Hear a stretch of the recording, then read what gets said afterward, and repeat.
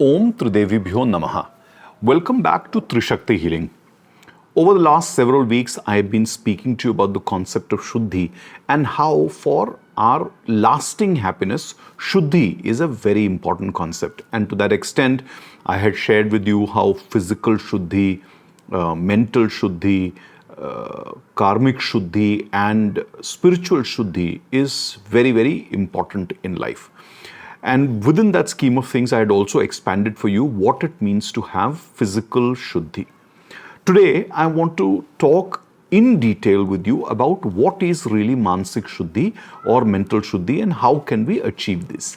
And to do this, I'm going to use Patanjali Yoga Sutras and from there, the 5 Yamas and the 5 Niyamas that Patanjali has given us. Through these 5 Yamas, which is Ahimsa, Satya, Asteya, Brahmacharya and Aparigraha, and the 5 Niyamas which are there, which is Shaucha, Santosha, Tapas, Svadhyaya and Ishvara Pranidhana, we can live a very fulfilling life. These are very potent methods for our modern life, which is full of struggles and challenges and stressors. And these 5 Yamas and Niyamas can actually help us build character and our reputation in this world. Now, many people ask me why go to Patanjali Yoga Sutras for this. And my simple explanation to that is that it is a complete framework in itself. When Patanjali created Yama, Niyama, Asana, Pranayam, Pratyahar, Dharana, Dhyana and Samadhi as the 8 limbs of yoga, he brought to modern life a blessing that is unparalleled. And of those, the first 2 are critically important in today's world because we are living in a place where character building, elements of understanding the human life, philosophies of life, these are pretty weak. So our roots are pretty weak. And in that scheme of things, it becomes very important for us to pick up and work with Yama and Niyama so that we can have a holistic life. Because somewhere when we talk about yoga and especially Patanjali's way of looking at yoga, it is not simply about bending the body, getting flexible and gaining strength. It's really about touching your energy. It's about touching and understanding your Ishtadevata. It's about understanding the ultimate consciousness of life. And to do that, unless we have the purity of the external living and the purity of the internal living, it is not going to really work out because that energy that we generate through any yogic or spiritual practice or karmic practice is not going to last. So if you really want to understand energy, soul, your Ishtadevata, your ultimate consciousness, it is very important for you to achieve Manasik Shuddhi, and through that then you can attain a lot of happiness and joy and peace. And that's where Yama and Niyama are important. So coming back to Yama and Niyama, what is Yama? It is the external behavioral cleansing or external impurities and that we are removing to bring external Shuddhi, which is how we relate to this world. And Niyama is the internal cleansing of who we are and how we are living with our attitudes, with our values, with our morals, with our ethics. And that's where our character comes into being. How we relate with ourselves and our divine and our life. And that's how the outer and inner cleansing happens. Both of these put together is what we refer to as the Chitta Shuddhi, so that we can get to higher states of energy and operation in life. Now, many people may instantly say that I'm talking about Samadhi. Ultimately, that's Samadhi, but that takes a lot of time. But before we get to Samadhi, in the true spirit of yoga or yuja, what are you uniting with? First, you unite with your own energies, your sukshma sharira, your energy systems. Then you unite with your own soul and you understand from a soul consciousness who you are, where you are. Then you align with your Ishtadevata, and from there you align to the Parabrahma and the ultimate consciousness. And that's how various levels of Chitta Shuddhi, that's where various levels of Chitta Shuddhi can take you. So focus on Chitta Shuddhi through Yama and Niyama. Now, ideally, these are practiced all together and along with Sharirik Shuddhi or Bhautik Shuddhi or physical Shuddhi, as I have covered already. Do watch those videos, but for teaching purposes, I am taking these separately. After you have watched the entire video, you need to bring the meaning of this together through the measures that I have shared with you. Some of these actions are also overlapping, like when you work on physical Shuddhi, mental Shuddhi automatically happens. When you work on mental Shuddhi, physical Shuddhi also happens. So these are also in a way complementary, supplementary and supportive of each other. Ultimately, your effort will not be very high once you have learned about all of these things. Okay. So now coming back to our 5 yamas, or the way of behavioral Shuddhi with the external world, or eliminating behavioral impurities. The first yama is really Ahimsa. And when we talk about Ahimsa, this is not just about physical violence. This is about avoiding all sorts of violence in thoughts, in words, in deeds, right? So whether it is thinking in a positive way about others or this world, or doing actions which are constructive, and it's using language which is positive, all of these is about Ahimsa. At a deeper level, Ahimsa is also about having compassion towards others, which essentially then means removing all kinds of judgments, all kinds of anger, any kind of fear, any dependencies, any domination tendencies. All of these need to go. Only then can we have true, deep compassion. And while empathy is important, it doesn't lead us to take actions. It's compassion that leads us to take action. So focus on this. Getting to a state of Ahimsa can be possible if, number one, you learn to watch your reactions and you cut out all your negative reactions one by one. Whenever you notice that you're becoming violent towards others, towards traffic, towards any individual, you are judging somebody, your speech is, your tone is changing, all of that needs to stop, and do that one by one. Keep reminding yourself, keep giving yourself auto-suggestions. Auto-suggestions is one of the best ways for you to achieve a state of Ahimsa. Choose gentleness whenever you speak, no matter what you're speaking, no matter how authoritative you want to be, no matter how much you want to project your voice. Still find that gentleness in your voice. Keep correcting yourself, especially when you're telling the truth or opening up facts. And for people who are working on organizations, this is also about doing reviews, etc. In your families, this is about when you enter arguments and all of those things. And last but not the least, also do some acts of kindness every single day. All of this is going to ensure that you stay and live and cultivate Ahimsa. When you cultivate Ahimsa, when you have that non-violence in you, it becomes easy for you to practice the second step of Yama, which is Satya, or being truthful in all situations. Now, truthfulness here is not just about taking facts and telling people on time. It's also about your thoughts, your words, your actions all being in sync with reality. Many times we are creating Brahma or self-deception for our own self, through the make-believes that we have, through our expectations, through our ambitions. And we are detached with reality. That in itself is the first place where we are asatya, or we are practicing asatya. So satya will come when we are completely in sync with thoughts, words, actions, etc., with our reality. Cultivate that courage to dissolve all forms of deception, whether towards self or towards others. The biggest pollutant of the mind is deception of any kind, lying to self, lying to others. So, speak the truth. And when you speak the truth, ensure that it heals and it doesn't hurt. Ask yourself, is this truth really necessary? Is it going to create a positive energy in this space? Is this going to have positive results for others? Just for the sake of offloading a feeling that you know the truth, don't do it anywhere if it's not beneficial to others. Because if you are going to create fear, if you're going to create control, if you're going to create an attack using that satya, it's then going to not be ahimsa, it's going to be himsa, it's going to be violence. So remember that truth can cause violence if it is out of context and it is delivered in an inappropriate way without really it having any utility. So, is this truth necessary? Is this truth positive? Is this truth beneficial? Is this truth constructive in nature? Revelation is not equivalent to truth. Revealing things is not about truth. Truth has to be said at the right time, with the right context, in the right space, to the right person, with the right intent. So those filters have to be applied for truthfulness. With that, it will become easy for you to look at the third step, which is Asteya.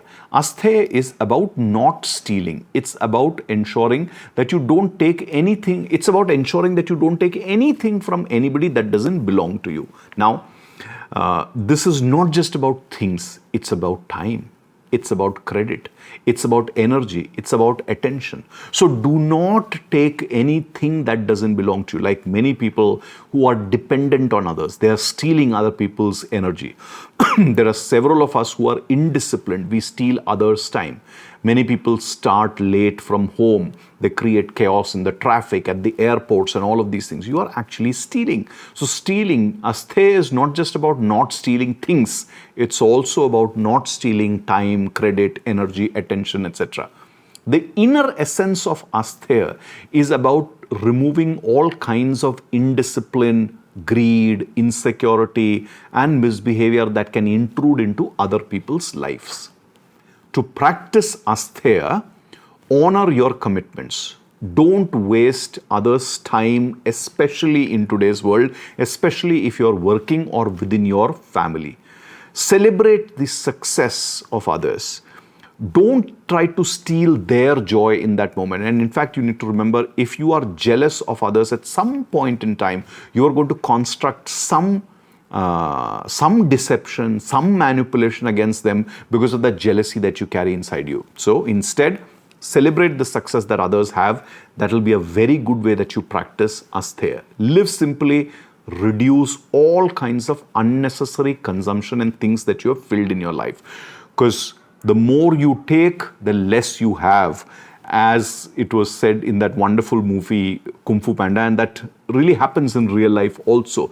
The more you take, the more you want. And when you want more and more, at some point in time, you're going to cross beyond your means. You're going to try to take that promotion that doesn't belong to you, that credit that doesn't belong to you, that increment that doesn't belong to you. All of that is stealing. So be very careful of how you are living.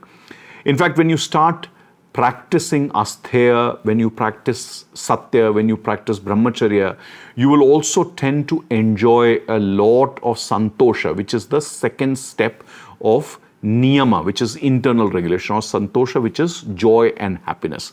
And that's also a big subject of what we are talking about in this series of what human life should be about. Bring Shuddhi so that you get Santosha. Now, the fourth step of Yama is Brahmacharya. And the moment Brahmacharya comes up, the misconception is that this is about containing your sexual energies. No, this is actually about containing your vital energies. Let's understand, sexual energy is one of the vital energies, but there are many other kinds of vital energies that we have. The vital energies is the energy of our connection with our God, our awareness with this world, our creativity deep down inside, the effortfulness that we have towards our life. All of these things are vital energies that we have. So regulation of all our senses and all our energies towards a higher purpose is very important. We need to learn neither to waste it nor to repress it. In both ways, it gets balanced. And that's where we are able to express all our energies in a positive way. When we express our energies in a positive, constructive way, our reputation improves, and our reputation itself is a big source of our spiritual energy and our spiritual radiance. In Yoga Shastras, we would refer to this as Ojas. Someone who is a karma yogi, who does all the things in a fairly balanced fashion, is said to experience and radiate Ojas. So contain your energy, regulate your energy, give your energy a certain direction so that all your vital energies are focused in the right place. And that itself is the right way of Brahmacharya for a householder. Right? If we were talking about ascetics and monks, then we would have described Brahmacharya in a wholly different context.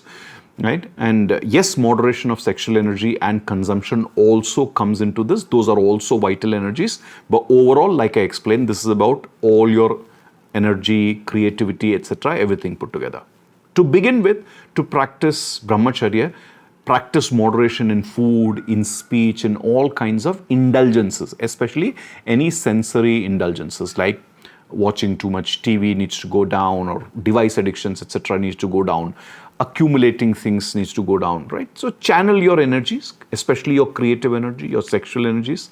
Focus on a lot of spiritual practices, service, work, wherever you are, whichever industry you are in, whichever organization you are in. Channelize your creativity for the greater good of the organization, for your colleagues, for the industry, for the consumers of that place. Some of that also leads to a lot of brahmacharya-like energy. Please understand this very, very deeply, because you're channelizing your vital energies in the correct fashion and not wasting them. So not wasting the vital energy is the brahmacharya. That's what you need to understand, right?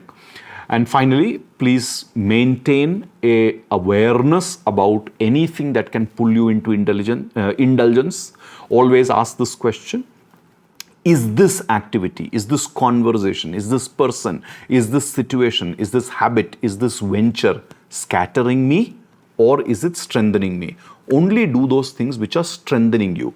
So, constructive things, forward-looking things, channelized things, direction-oriented things, strengthening things, contributive things, these all lead to channelizing your vital energies, which is truly brahmacharya for a householder. And the last pillar of Yama here is Aparigraha. Here it's about not being possessive, not hoarding things. And possession can be about anything. It can be about material, it can be about place, space, emotional things. It can be about your thoughts.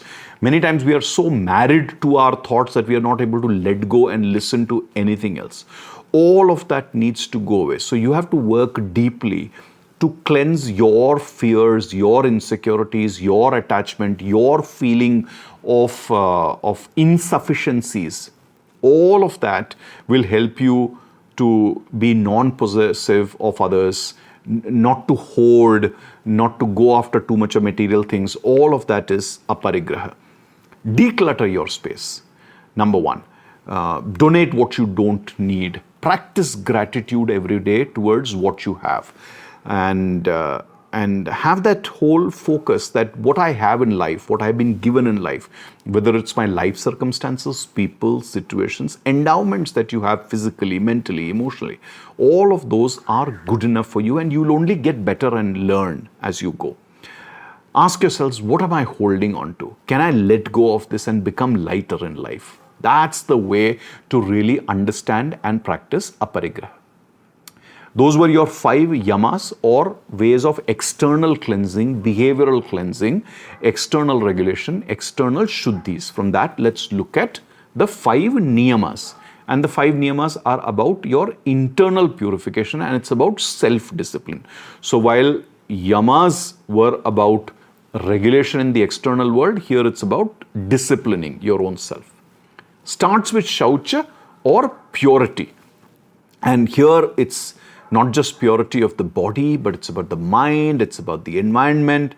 It's about working on reducing your tamasic and rajasic elements so that your sattvic qualities, constructive qualities, can rise.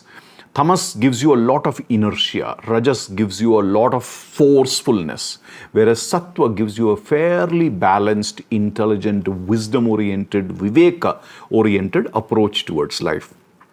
To have a lot of shaucha or purity, you need to eat fresh sattvic food, keep your digestion clear, keep your surroundings neat. In fact, it is said that your stomach should be clean, your body should be lean, and your surroundings should be structured. So clean stomach, clean body, and structured environment leads to a lot of shaucha around you. Then ensure that your mind stays focused through constant practice of vipassana or silence, reflections, writing a diary, All of these things will help. Studies help you. Getting feedback and acting on them, reflecting on them helps you. Improving yourself helps you. Continuous improvement, in fact, is a very good way of practicing Shaucha in your life. Structure your environment, keep it clean. Repair anything that is broken. Something cannot be fixed, eliminate it from your environment. All of this leads to Shaucha. Even your breath needs to be purified, and here comes a big focus on pranayamas. And like I said earlier, when you do things for Sharirik Shuddhi, they lead to Manasik Shuddhi, and when you do Manasik Shuddhi, they lead to Sharirik Shuddhi. So pranayama is a Sharirik Shuddhi practice, but it will help you significantly with your Manasik Shuddhi. The second pillar of Niyama is Santosha, or contentment, or what you call experiencing joy and peace in your life. And this contentment has to come from within, and for that you have to put an end to your needless cravings.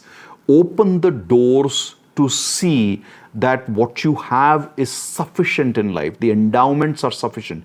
You may have an interpretation of something being less, but is that truly less? So life is not about interpreting it according to your expectation. Life is about understanding is it exactly the way it is, and that's where your contentment will come. So start every day by counting your blessings and continuously ensure that whatever blessings you have, you use it well. You don't waste them. All your endowments have to be used. True gratitude is about using your blessings correctly. Gratitude is not just about saying thank you, thank you, thank you, I have all of these things. The gratitude truly is preserving, using, multiplying the blessings that you have. Accept your imperfections. Accept the imperfections on others. Let go of all judgments. All of these things will create a lot of santosha within you. In fact, you also need to enjoy the small little moments of life. The taste of the tea, the sunrise, the silence, the little drive. In fact, just sit and enjoy even the traffic or the crowd if you are at such a place. Observe things, learn, look at what people are going through.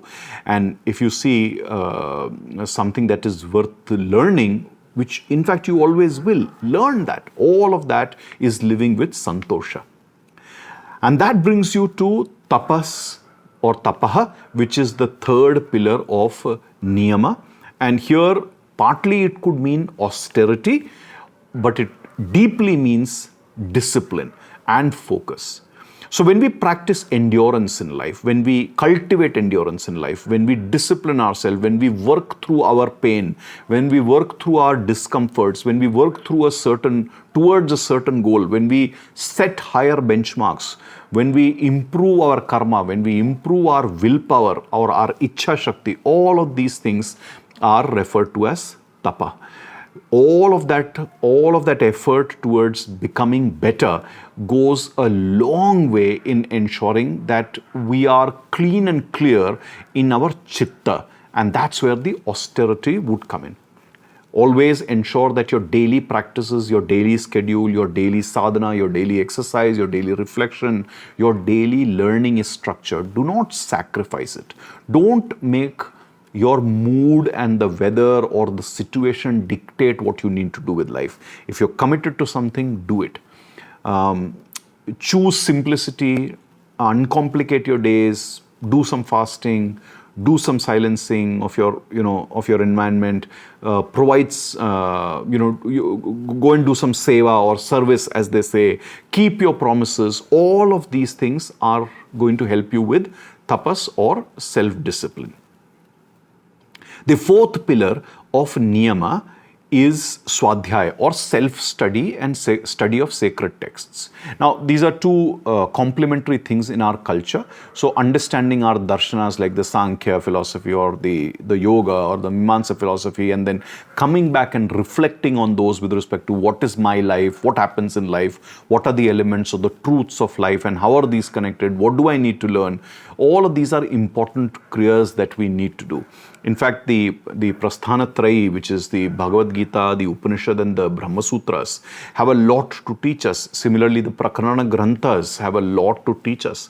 In fact, our teachers like Madhavacharya, Ramanujacharya, Shankaracharya ji, they have all done amazing amount of work for us to learn and gain from. So pick up some of these things, work with them, increase your discernment or discretion, as they say, which is viveka. Understand what is right from wrong, true from false, permanent and impermanent. All of these things are about understanding self and the sacred knowledge of life. That's where Svadhyaya comes in. So, reading the Prasthanatrayi or Prakarana Granthas or Sutras, all of these things are going to help us. Do this daily, do this regularly, reflect on them as and when you get time. You also need to make sure that your emotional patterns are being worked upon. Always keep a journal, focus. What are the insights that you need to have? Where you need to improve? And wherever you're getting results, always ask this question: what are the good results, lasting results, not so good results, repeated negative results? In each of these cases, there is something for us to learn or practice Svadhyaya. That will bring us to Ishvara Pranidhana, which is the final pillar of Niyama, and this is about surrendering to the divine. And that begins with accepting your life fully, understanding that God has given us this life to finish or complete our prarabdhas. So whoever is your Ishta Devata, your Kula Devata, Devi, or Grama Devata or Devi, whoever are your gurus, always surrender to them in that prayer that I accept my life fully and I will live my life fully. I will take all my actions. I will live with karma yoga. I will live with bhakti. I will live with sadhana without really complaining. Karmas are mine. You keep the results. Karmas are mine. You see what karmas I do at which point in time. Karmas are mine. You just direct me to do the right things. That should be the kind of prayers that you always have. Always begin whatever you do with small prayers, small invocation. Always thank God when you finish something. Accept the divine will. Even if it's a failure, there is that the world considers as a failure, it's not a failure. Consider it as a lesson. Consider it as an opportunity to learn and improve. Offer your best at any point in time and always release any attachment to results. All of this will lead you to Ishvara Pranidhana. So those are your 5 steps of Yama and 5 steps of Niyama. Put together, they will give you immense amount of focus and energy in life. And like I said, for purpose of teaching, I had taken them separately. But now you need to put these together along with physical Shuddhi and do better. When you have physical and mental Shuddhi pillars working together, your Kriya Shuddhi or Karma Shuddhi and your Adhyatmik Shuddhi will progress significantly faster. So to close this video, what we've been talking about, which is Yama, that is cleansing through restraint or cleansing in the external environment. This is where we learn what not to do in this world. And Niyama is about cleansing through discipline, which is what we learn to do about cultivating in ourselves and where to align ourselves. These two are great filters of purity. When Yama purifies the outer conduct and Niyama sacrifices and sanctifies the inner content and inner being, the mirror of mind will become clear and you will start seeing the reflections of your Ishta, Parabrahma, the ultimate consciousness, the divine that we all want to experience. Make sure that you work with Yama and Niyama constantly, regulating your inner self and external self. Allow the Yama to purify your external conduct. Allow the Niyamas to sacrifice the negative in you and sanctify the inner being of your existence. Allow divine to percolate in everything that you do. I will see you very soon to talk about the Karmic Shuddhi and Adhyatmik Shuddhi. Till then, Jai Mahakal, Jai Ma Kali.